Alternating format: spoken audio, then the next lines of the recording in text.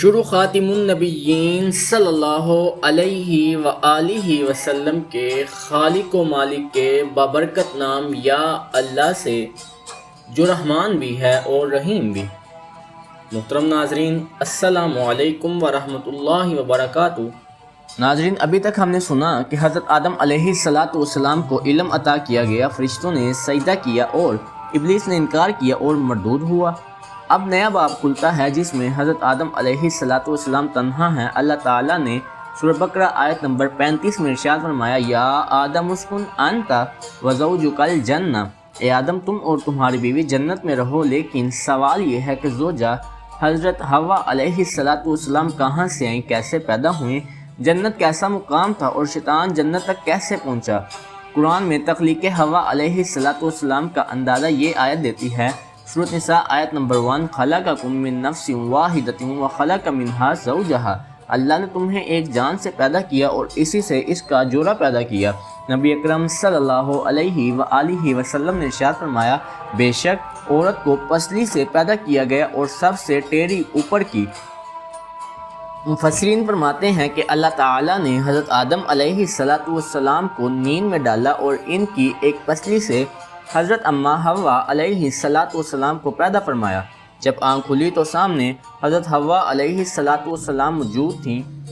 حضرت آدم علیہ السلام نے عرض کی، اے مالک، یہ کون ہے؟ اللہ تعالیٰ نے فرمایا، یہ تمہاری زوجہ ہے تاکہ تمہیں سکون حاصل ہو۔ جنت میں قیام، ایک پرامن اور پرنعمت زندگی۔ اللہ تعالیٰ نے سورہ بقرہ آیت نمبر 35 میں ارشاد فرمایا، وَقُلْنَا يَا آدَمُ اسْكُنْ أَنْتَ وَزَوْجُكَ الْجَنَّةَ، اے آدم تم اور تمہاری زوجہ جنت میں رہو۔ جنت میں ہر قسم کی نعمت، بغیر تھکن کے راحت، نہ بھوک، نہ پیاس، نہ گرمی۔ اللہ تعالیٰ سورۃ طٰہٰ آیت نمبر 118-119 میں ارشاد فرماتے ہیں، إِنَّ لَكَ أَلَّا تَجُوعَ فِيهَا وَلَا تَعْرَىٰ وَأَنَّكَ لَا تَظْمَأُ فِيهَا وَلَا تَضْحَىٰ، یہاں تو تمہیں یہ آسائشیں حاصل ہیں کہ نہ بھوکے ننگے رہتے ہو، نہ پیاس اور دھوپ تمہیں ستاتی ہے۔ یہاں ممنوع درخت کا ذکر اور ایک آزمائش۔ اللہ تعالیٰ نے سورہ بقرہ آیت نمبر 35 میں ارشاد فرمایا، وَلَا تَقْرَبَا هَٰذِهِ الشَّجَرَةَ، اور تم دونوں اس درخت کے قریب نہ جانا۔ مقصد نوع درخت نہیں بلکہ آزمائش تھا۔ ابلیس کی سازش جنت کے دروازے تک۔ ابلیس چونکہ پہلے سے مردود ہو چکا تھا تو سوال پیدا ہوتا ہے، وہ جنت میں کیسے آیا؟ مفسرین کی رائے کچھ یوں ہے، وہ جنت کے دروازے کے قریب گیا یا کسی مخلوق مثلا سانپ یا چھپکے سے جنت تک پہنچا۔ یہ تفصیل تفسیری اقوال میں ہے، مگر قرآن میں صرف وسوسہ کا ذکر آیا ہے۔ اللہ تعالیٰ سورۃ طٰہٰ آیت نمبر 120 میں ارشاد فرماتے ہیں، فوسوس الیہ الشیطان، پس شیطان نے آدم کے دل میں وسوسہ ڈالا۔ ابلیس کا مکالمہ دلائل سے، احتیاط سے شیطان نے وسوسہ ڈالا۔ سورۃ طٰہٰ آیت نمبر 120، هل ادلک علی شجرۃ الخلد وملک لا یبلی، کیا میں تمہیں ایسا درخت نہ دکھاؤں جو ہمیشہ کی بادشاہی اور ہمیشگی دے؟ شیطان نے بات کو حیرت انگیز انداز میں پیش کیا، قسم کھائی، انی لکما لمن الناصحین، میں تمہارا خیر خواہ ہوں۔ اب انسان کی فطرت کا وہ پہلا امتحان آتا ہے جہاں عقل، وسوسہ اور آزمائش ہوتی ہے، مگر یہ آزمائش اللہ کے رحمت والے منصوبے کی بنیاد رکھتی ہے۔ اللہ تعالیٰ نے سورۃ اعراف آیت نمبر 19 میں ارشاد فرمایا، وَلَا تَقْرَبَا هَٰذِهِ الشَّجَرَةَ فَتَكُونَا مِنَ الظَّالِمِينَ، اس درخت کے قریب مت جانا ورنہ ظالموں میں شمار ہو جاؤ گے۔ شیطان نے بار بار وسوسے ڈالے، مسلسل یقین دلایا کہ یہ درخت ہمیشگی اور بادشاہی کا ہے۔ بالآخر وہ دونوں نے اس درخت کا پھل کھا لیا۔ یہ معصیت تھی، نافرمانی نہیں، کیونکہ یہ اجتہادی لغزش تھی، کوئی حرام و حلال کا تصور نہیں، یہ محض امتحان کا معاملہ تھا۔ جیسے ہی پھل کھا لیا، یہاں سے آزمائش اور امتحان کا آغاز ہوتا ہے۔ اللہ تعالیٰ سورۃ اعراف آیت نمبر 22 میں ارشاد فرماتے ہیں، فَلَمَّا ذَاقَا الشَّجَرَةَ بَدَتْ لَهُمَا سَوْآتُهُمَا، ان دونوں کی شرم گاہیں ان پر ظاہر ہوگی۔ یہاں سے حیا کا آغاز ہوتا ہے۔ وَطَفِقَا يَخْصِفَانِ عَلَيْهِمَا مِن وَرَقِ الْجَنَّةِ، اور دونوں جنت کے پتوں سے جسم ڈانپنے لگے۔ یہ انسان کی پہلی شرمندگی تھی، پہلی ندامت تھی اور سب سے اہم پہلی توبہ کا آغاز تھا۔ اللہ تعالیٰ نے فرمایا سورۃ اعراف آیت نمبر 22 وَنَادَاهُمَا رَبُّهُمَا أَلَمْ أَنْهَاكُمَا، اللہ تعالیٰ نے نرمی سے سوال کیا، کیا میں نے تمہیں اس درخت سے روکا نہ تھا اور کہا نہ تھا کہ شیطان تمہارا کھلا دشمن ہے؟ یہ نہ چیخ تھی نہ ڈانٹ، یہ محبت بری یاد دہانی تھی۔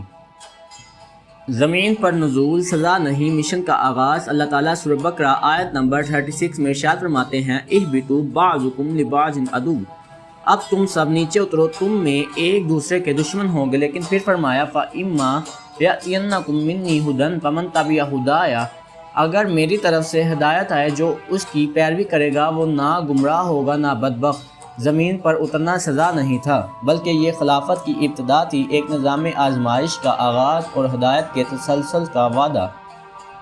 حضرت آدم علیہ السلام اور اماں حوا کی توبہ، ربنا ظلمنا انفسنا، اے ہمارے رب ہم نے اپنی جانوں پر ظلم کیا، وَإِن لَّمْ تَغْفِرْ لَنَا وَتَرْحَمْنَا لَنَكُونَنَّ مِنَ الْخَاسِرِينَ، سورۃ اعراف آیت نمبر 23۔ یہ دعا سکھائی گئی تھی اللہ کی طرف سے، یعنی گناہ بھی اور اس کی معافی بھی، دونوں کا راستہ رب کے پاس سے ہی تھا۔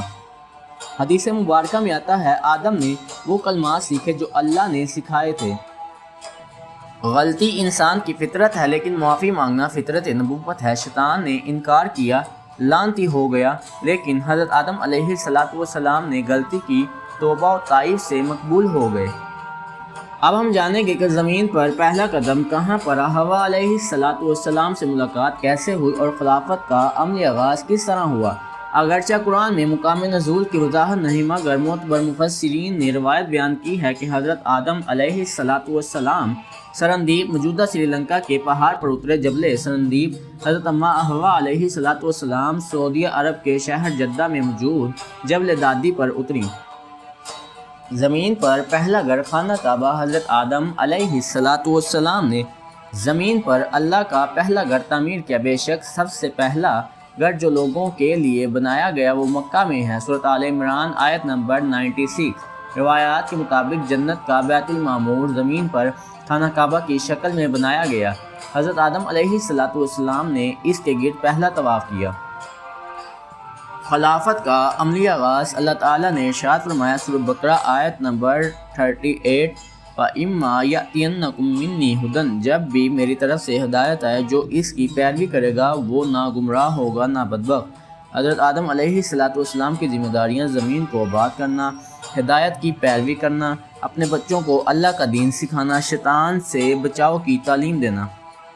محترم ناظرین، یہ تھی آج کی ہماری حضرت آدم علیہ السلام کی مکمل داستان۔ اگر ویڈیو میں کسی قسم کی بھی غلطی ہوئی ہو تو کمنٹ میں اصلاح فرما دیں۔